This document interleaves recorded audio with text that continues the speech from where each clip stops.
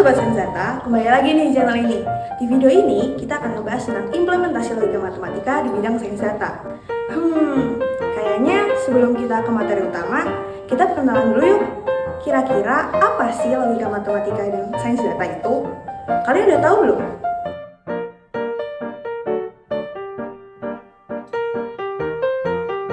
Apa sih logika matematika? Nah, Sobat Sains Data, logika matematika adalah studi yang mempelajari tentang logika formal dalam matematika. Logika matematika merupakan aturan-aturan logika yang menggunakan kaidah-kaidah matematika yang digunakan untuk membuktikan validasi suatu argumen.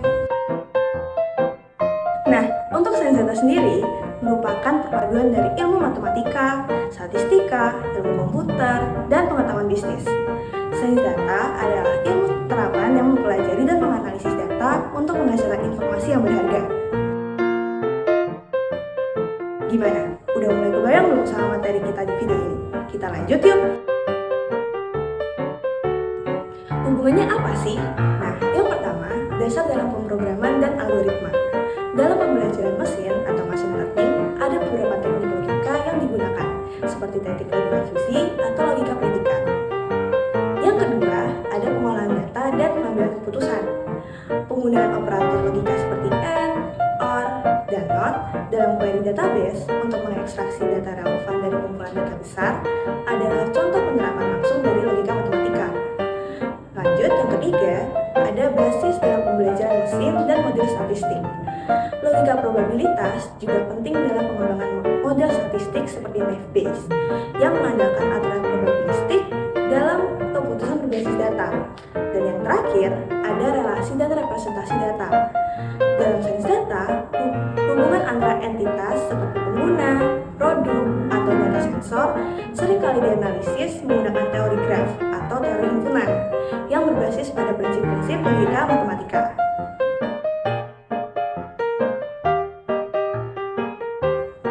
Gimana? Udah mulai mengerti belum materi utama kita di video ini? Kalau udah, kita lanjut ke materi utama dengan mengenal fuzzy time series ya.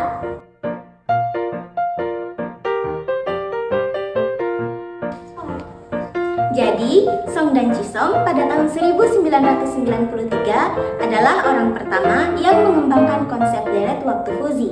Fuzzy time series atau disingkat FTS adalah pendekatan yang digunakan untuk memodelkan dan memprediksi data time series atau data yang terurut berdasarkan waktu.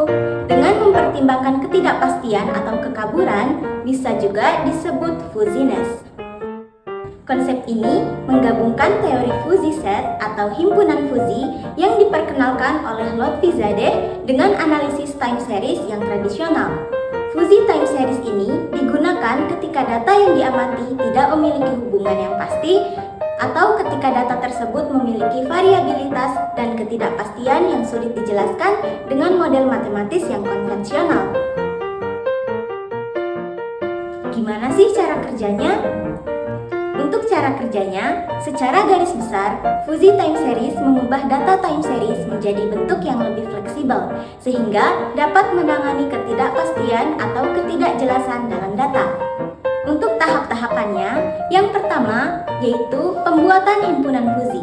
Pada tahap ini, nilai-nilai dalam data time series diubah menjadi kategori-kategori fuzzy, seperti rendah, sedang, atau tinggi, dengan menetapkan batas-batas fuzzy atau membership function. Untuk tahap kedua, yaitu pengaturan interval fuzzy. Pada tahap ini, time series dibagi ke dalam interval-interval tertentu yang mengindikasikan kondisi atau status pada waktu tertentu. Misalnya, jika data suhu bervariasi antara 25 derajat Celcius dan 35 derajat Celcius, kita bisa menetapkan interval suhu sedang dan suhu tinggi. Yang ketiga, penyusunan model. Berdasarkan data yang telah diubah ke dalam bentuk fuzzy, model matematis dibangun untuk menggambarkan pola hubungan antara nilai-nilai waktu yang berbeda. Model ini dapat digunakan untuk memprediksi nilai-nilai masa depan. Yang keempat, inferensi fuzzy. Setelah model fuzzy dibangun, prediksi dilakukan menggunakan logika inferensi fuzzy untuk menghasilkan hasil yang tidak pasti atau ambigu, sesuai dengan karakteristik data yang dimodelkan.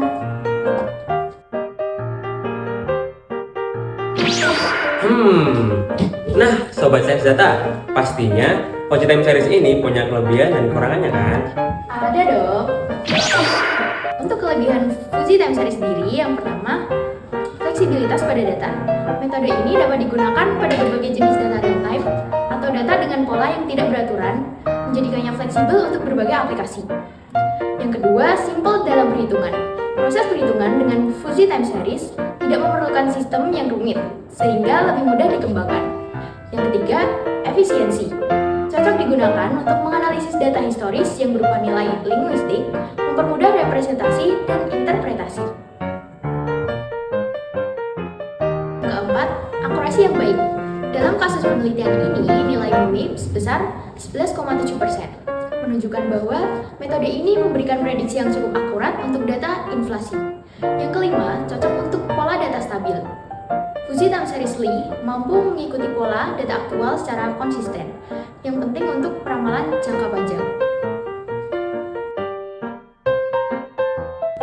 Untuk kekurangannya, yang pertama, mempunyai ketergantungan pada pemilihan interval.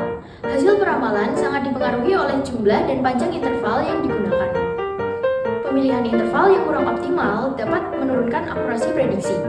Yang kedua, memiliki keterbatasan pada pola data kompleks. Meskipun fleksibel, metode ini mungkin kurang optimal jika pola data memiliki fluktuasi yang sangat tinggi atau data non-linear yang sangat kompleks. Yang ketiga, memiliki keterbatasan interpretasi. Hasil peramalan berbasis fuzzy memerlukan langkah difusifikasi untuk mengubah hasil fuzzy menjadi angka konkret yang bisa menambah tingkat kompleksitas. Yang keempat, mempunyai keterbatasan evaluasi kesalahan. Meskipun akurasi dinilai baik berdasarkan MIP, metode ini mungkin memerlukan validasi tambahan jika digunakan pada dataset yang sangat besar atau data dari berbagai sektor ekonomi. Selanjutnya, aku akan menjelaskan implementasi Fuzzy Time Series pada sains data. Inflasi adalah indikator ekonomi penting yang memengaruhi stabilitas ekonomi. Oleh karena itu, diperlukan metode yang efektif untuk memprediksi inflasi. Salah satu pendekatan yang digunakan adalah Fuzzy Time Series, khususnya metode logika Lee yang merupakan kombinasi dari logika fuzzy dan analisis data dari waktu. Nah, untuk kaitan Fuzzy Time Series dengan sains data, yang pertama mengenai analisis data dari waktu atau time series analysis.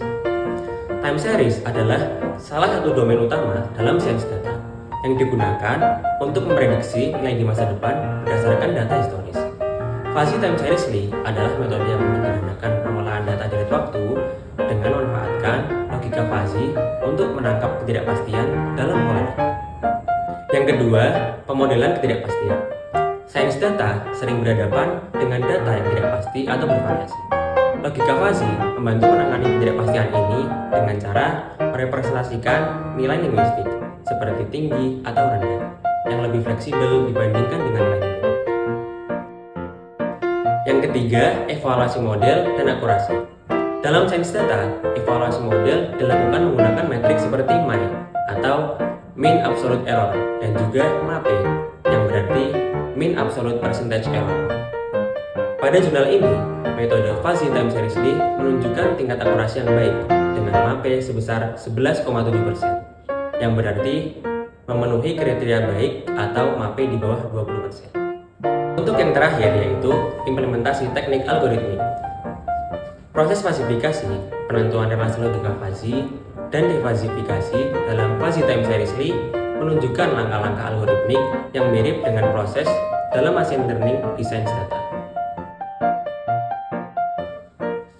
Untuk salah satu contoh implementasi dari Fuzzy Time Series sendiri bisa kita lihat pada jurnal dengan judul Implementasi Fuzzy Time Series Logika Lee untuk Peramalan Inflasi di Indonesia. Dalam jurnal ini, Fuzzy Time Series Lee digunakan untuk meramal laju inflasi di Indonesia. Hasil dari penelitian ini juga mengatakan bahwa hasil ukuran ketepatan dalam meramal data laju inflasi menggunakan Fuzzy Time Series Lee termasuk baik. Lewat jurnal ini juga, kita bisa lihat sama-sama bahwa logika matematika, khususnya Fuzzy Time Series Logically memiliki peran penting dalam sains data. Ya, sayang sekali nih guys, kita sudah sampai di akhir video. Kira-kira kalian sudah paham belum sama materi yang kami sampaikan? Kalau ada pertanyaan, kalian bisa komen di kolom komentar di bawah ya. Stay tune terus channel kami supaya kalian bisa dapat ilmu yang lebih bermanfaat. Sampai jumpa di video selanjutnya. Bye-bye.